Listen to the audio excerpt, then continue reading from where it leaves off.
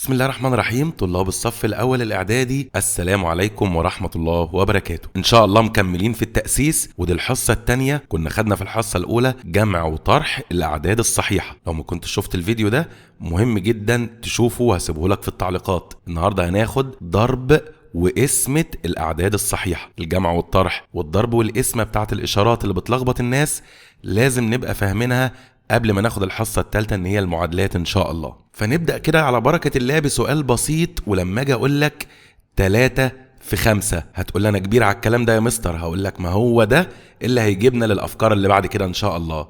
3 في 5 بكام؟ هتقول لي ب15. انت ملاحظ ان ده موجب وده موجب، من واحنا صغيرين بنضربهم الناتج دايما بيدينا موجب. يبقى انا اول فكرة كده عرفتها، لما اضرب عدد موجب في عدد موجب الناتج يبقى موجب. وركز معايا، انا كنت بسألك في الجمع والطرح امتى نجمع وامتى نطرح. كنت بقولك لو الاشارات زي بعض اجمع ونزل نفس الاشارة. انما هنا في الضرب والقسمة مش هقولك امتى نجمع وامتى نطرح، انا كده كده لازم اضرب او لازم اقسم لو المسألة قسمة. انا هقولك بس الاشارات امتى يبقى موجب وامتى يبقى سالب. فعرفنا كده ان العددين لما يبقى موجب الناتج يبقى موجب. طب لو قلت لك سالب 3 في سالب 5 وده الجديد هتقول لي بكام؟ اول حاجة تعملها ان السالب يطير مع السالب. الكلام ده في الضرب والقسمة، وبرضه الناتج هيبقى بالموجب. 3 في 5 ب15. يبقى احنا كده اتكلمنا ان الاشارات في الضرب لما يبقوا زي بعض الناتج يبقى موجب. ايا كان بقى الاتنين موجب او الاتنين سالب الناتج دايما يبقى موجب. طب لو كان واحدة موجب وواحدة سالب، زي مثلا سالب 3 في 5، في الجمع والطرح كنت بقول لك اطرح وخد إشارة الكبير في القيمة المطلقة. إنما في الضرب والقسمة أنا مش هقول لك اطرح، أنا هقول لك اضرب دايما طالما المسألة ضرب. هتقول لي 3 في 5 ب15. طب يا ترى الإشارة إيه؟ أنا عندي واحدة سالب واحدة موجب، بنقول دايما السالب غالب. يعني مين اللي يكسب؟ يكسب السالب. يبقى كده حصتنا بمنتهى البساطة في الضرب الإشارات زي بعض الناتج هيبقى موجب. الإشارات مختلفة يعني مرة موجب مرة سالب بنقول السالب غالب، يعني الناتج هيبقى سالب. طب بالنسبة للقسمة نفس الكلام ونفس إشارات الضرب، بس اللي هيختلف ان احنا بدل ما هنضرب هنقسم. بنفس الكلام هنا 20 على 5، احنا عارفين ان هي دي قسمة.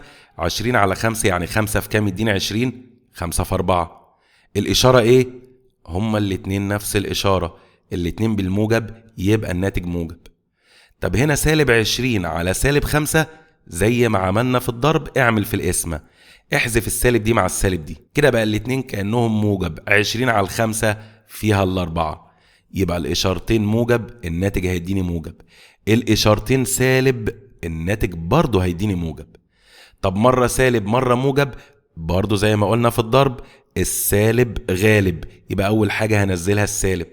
20 على 5 فيها الأربعة. 21 على سالب 3 السالب غالب، لأن السالب ده مش هقدر أحذفه مع سالب، هنا مفيش هنا سالب، فمرة موجب مرة سالب السالب غالب.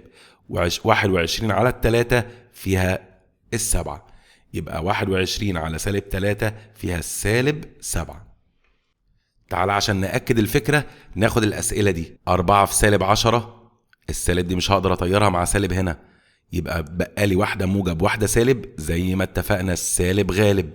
4 في 10 ب40، يبقى الناتج سالب 40. طب سالب 2 في سالب 6، احذف السالب دي مع السالب دي، يبقى 2 في 6 ب12. طب هنا 3 أعداد هضربهم في بعض زي ما متفقين، احذف سالب مع سالب، كده عددين بالموجب وعدد بالسالب، اتبقى لي سالب واحدة، برضو في الحالة دي السالب غالب ينزل في الناتج. واضرب 2 في 3 ب6، 6 في 1 ب6. طب لو كان قسمة نفس الكلام، سالب 8 على 4، واحدة سالب واحدة موجب السالب غالب. 8 على 4 فيها الاتنين. هنا سالب على سالب السالب تطير مع السالب دي، ما تبقاليش ولا سالب، خلاص اقسم على طول بالموجب. 15 على 3 فيها الخمسة. يبقى الخلاصة في الضرب والقسمة لما يبقى الإشارتين زي بعض الناتج يبقى موجب. الاتنين بالموجب او الاتنين بالسالب الناتج هيديني موجب. الحالة الوحيدة اللي الناتج يديني فيها سالب لما يبقى الإشارات مختلفة، واحدة موجب وواحدة سالب، ففي الحالة دي بنقول السالب غالب.